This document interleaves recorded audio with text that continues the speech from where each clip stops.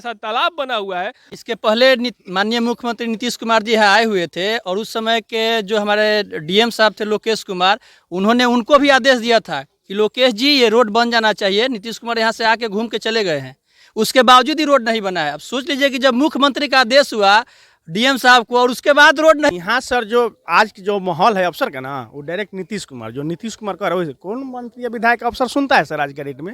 आप वोट किस आधार पे देते हैं? जाति देख के देते हैं? सच बताइएगा, जाति देख के देते हैं, धर्म देख के देते हैं या काम देख के देते हैं? नमस्कार, मैं हूं कुमार मृणाब और आप देख रहे हैं फेरी टाउट न्यूज।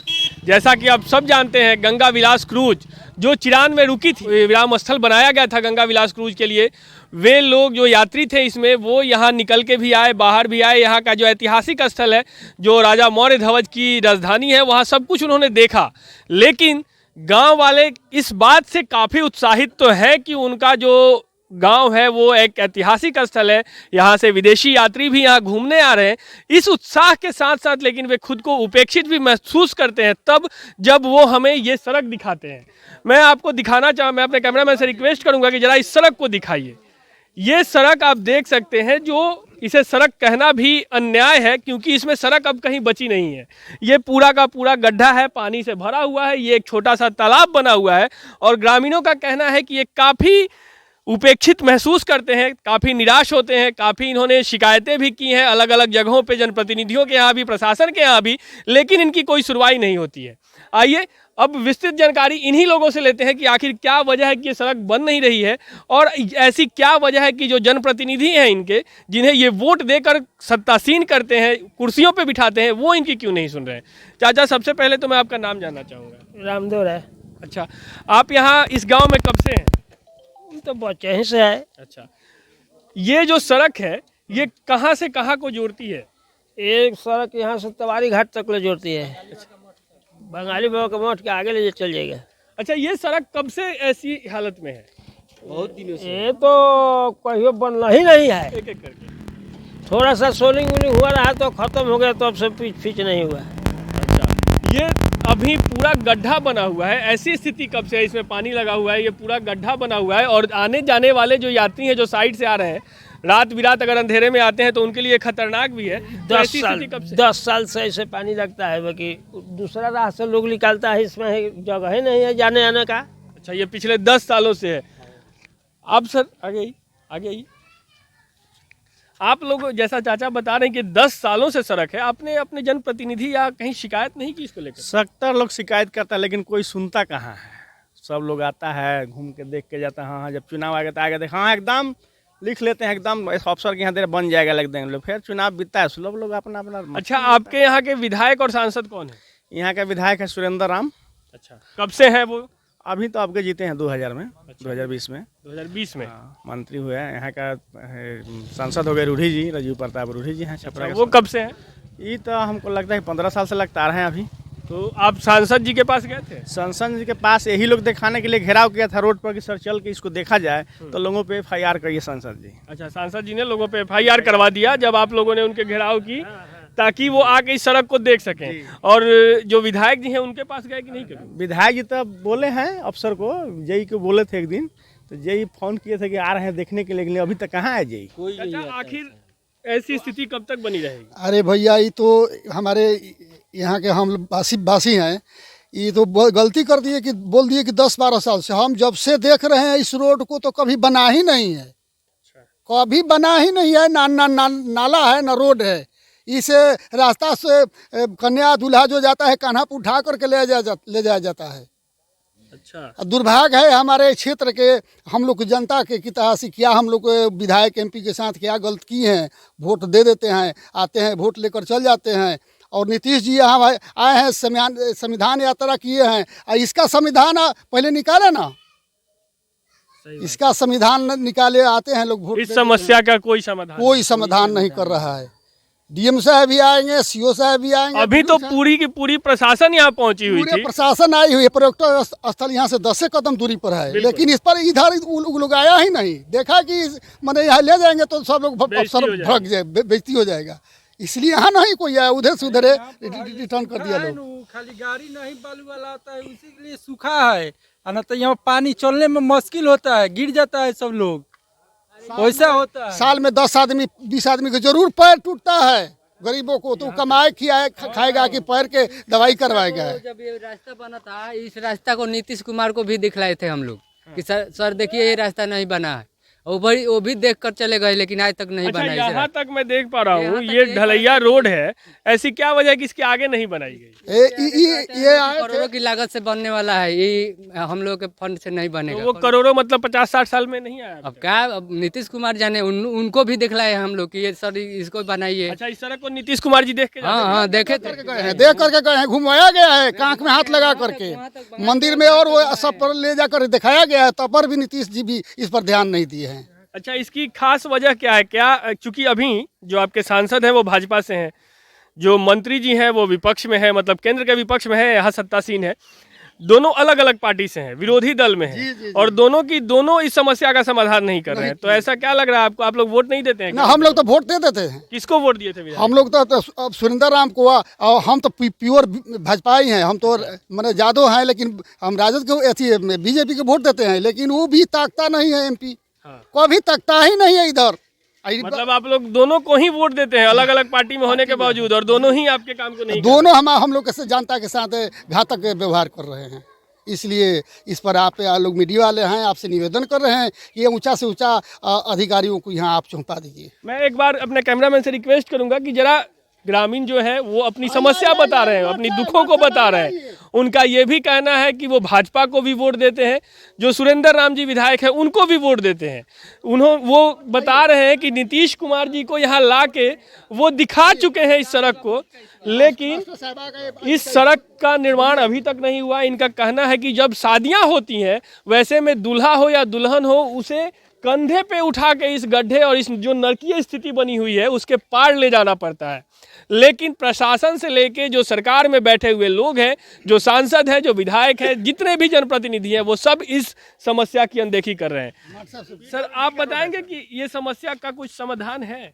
समस्या का समाधान तो तभी होगा जब यहाँ से जो जनप्रतिनिधि चुनकर गए हैं सरकार में या सरकार में नहीं है, उनका भी दायित्व और धर्म बनता है, कर्म बनता है कि ग्रामीण समाज के उपेक्षित लोग जहाँ जीवन बसर कर रहे हैं, उनकी ये गंभीर समस्या है। इस समस्या को वो सांसदीय पार्लियामेंट आपका असेंबली तक उठाएं या वो अपने फंड से इसका काम का जो है निपटारा करें। वो तो करते नहीं हैं, वो तो चुनाव के समय सब्ज बाग दिखाकर जनताओं को छलने और ठगने का काम करते हैं।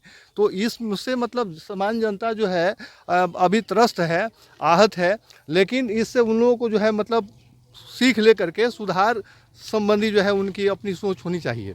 अच्छा सर, आप काफ़ी पढ़े लिखे हुए हैं, कृपया मुझे एक चीज़ बताइए कि इन सारी परिस्थितियों के बावजूद भी, चूंकि यहाँ एक ऐतिहासिक स्थल है, चिरान जो है एक ऐतिहासिक स्थल है जिसमें प्रशासन या सरकार का कोई योगदान नहीं है, वो बहुत पहले से ऐतिहासिक स्थल है, तो इसके जितने लाभ होते हैं, जितनी तारीफें होती हैं, आपको यहाँ यात्री घुमाने हो, क्रूज लाने हो, यात्री घुमाने हो, अपने ऐतिहासिक सांस्कृतिक धर्म जो स्थान है उनको दिखाना हो, वो सारी चीज़ें तो सरकार करती हैं। लेकिन अगर गांव की उन्नति करनी हो, सड़कें बनवानी हो, उसको नज़रअंदाज किया जाता है। ऐसा क्यों?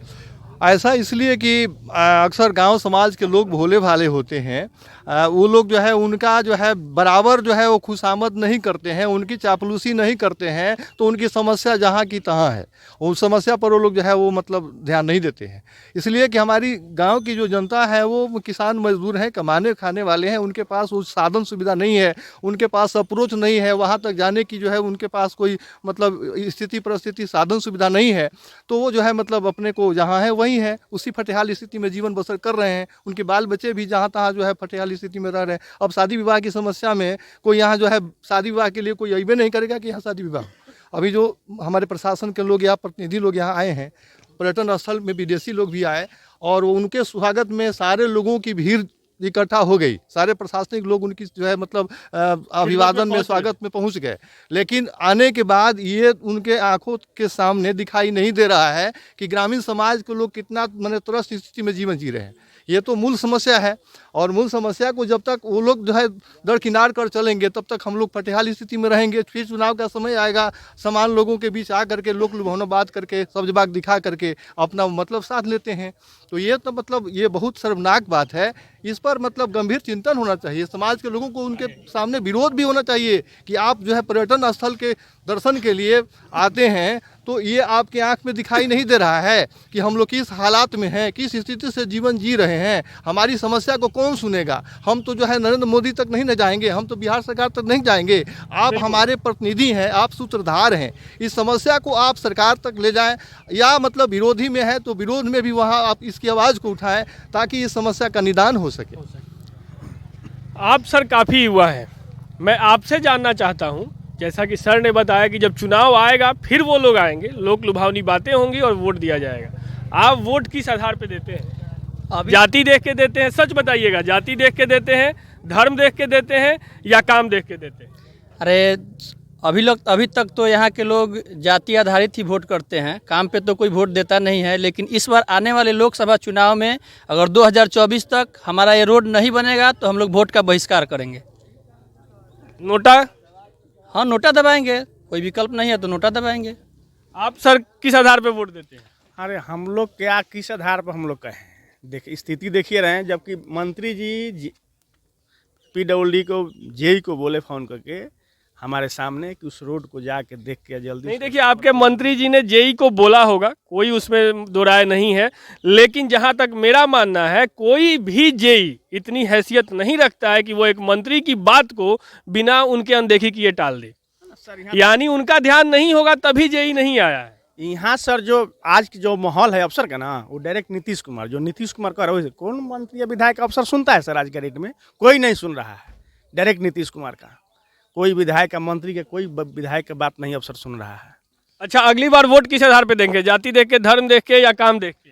विकास के नाम पर वोट, जो विकास करेगा उसको वोट दिया जाएगा, नहीं करेगा नहीं दिया जाएगा। इसके पहले माननीय मुख्यमंत्री नीतीश कुमार जी यहाँ आए हुए थे और उस समय के जो हमारे डीएम साहब थे लोकेश कुमार, उन्होंने उनको भी आदेश दिया था कि लोकेश जी ये रोड बन जाना चाहिए। नीतीश कुमार यहाँ से आके घूम के चले गए हैं, उसके बावजूद ही रोड नहीं बना है। अब सोच लीजिए कि जब मुख्यमंत्री का आदेश हुआ डीएम साहब को और उसके बाद रोड नहीं बना तो सोच लीजिए क्या स्थिति। आपका नाम क्या है? राजेश कुमार। तो जैसा राजेश कुमार जी बता रहे हैं, मुख्यमंत्री की बात डीएम ने टाल दी।